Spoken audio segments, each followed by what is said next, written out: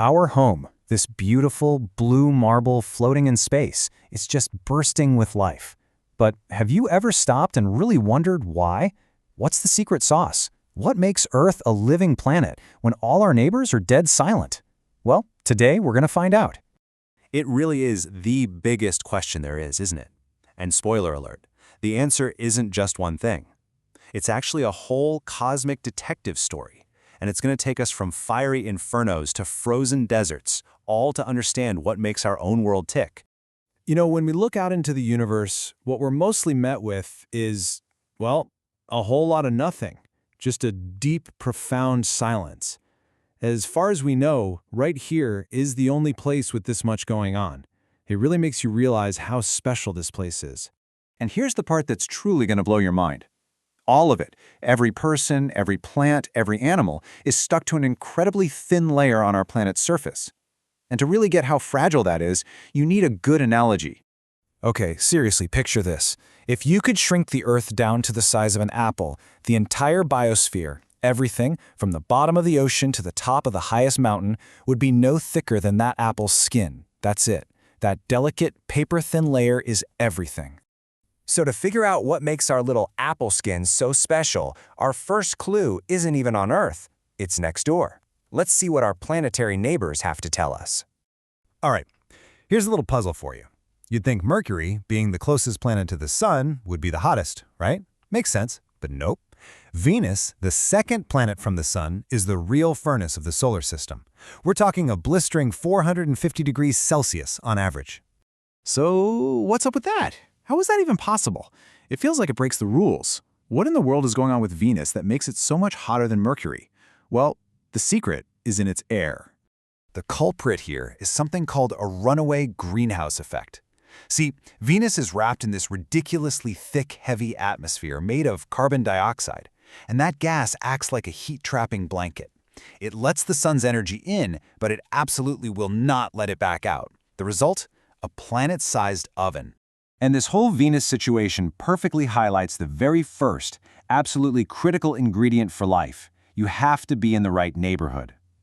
Earth orbits in what we call the habitable zone, or, the Goldilocks zone. It's not too hot, it's not too cold, it's just right. For the single most important thing for life, liquid water. And on the flip side, you've got Mars, sitting out there on the chilly outer edge of the zone. Today, it's a frozen desert, but the evidence suggests it might have had liquid water a long, long time ago. Mars is kind of like the sad story of what could have been, and a perfect reminder of just how fragile this whole just right balance really is. So, being in the right place is absolutely key. But that's not the whole story, not even close. Now we need to turn the magnifying glass back on Earth itself to uncover the other core pieces of the puzzle that make our world a just right planet. So let's recap. Factor 1, the perfect spot. Being in that habitable zone is the starting point, the foundation. It's what allows for oceans, rivers, and rain. But yeah, location alone isn't enough. Next up, and this is a big one, size matters. Earth is just the right size. It's big enough that its gravity is strong enough to hold on to our precious atmosphere. Too small, and that atmosphere just, poof, drifts off into space, which is what happened on Mars and Mercury. But we're also not so big that the gravity would crush us. And because we have that perfect gravity, we get to keep factor number 3, the perfect air. Our atmosphere isn't just any old gas. It has the oxygen we need to breathe, of course, but it also has this incredible ozone layer that acts like a global sunscreen, protecting us from the sun's most dangerous UV radiation. But even with all that, there's still one more clue, a final crucial piece of the puzzle that's completely invisible. It's a hidden force that works with our atmosphere to make any of this possible.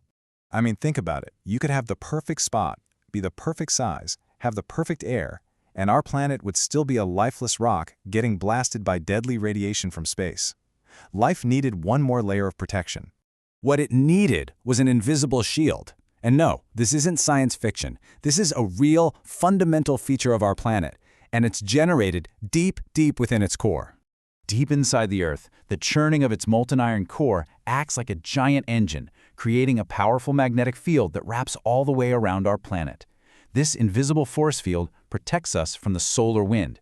this constant blast of particles from the sun that would otherwise literally sandblast our atmosphere away. Without it, Earth would look a lot like Mars. So, now we can finally bring all the clues together. And the verdict is pretty clear. Earth isn't just some random rock. It's this incredibly complex, interconnected system where everything has to work together just right to create this delicate, living home. So here it is, the complete recipe for a living planet.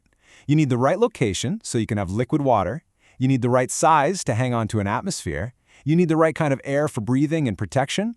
And you need the right shield to guard it all from space. Take away even one of those things, and this whole beautiful experiment we call life probably wouldn't exist. Honestly, this quote from the material we've been looking at just nails it.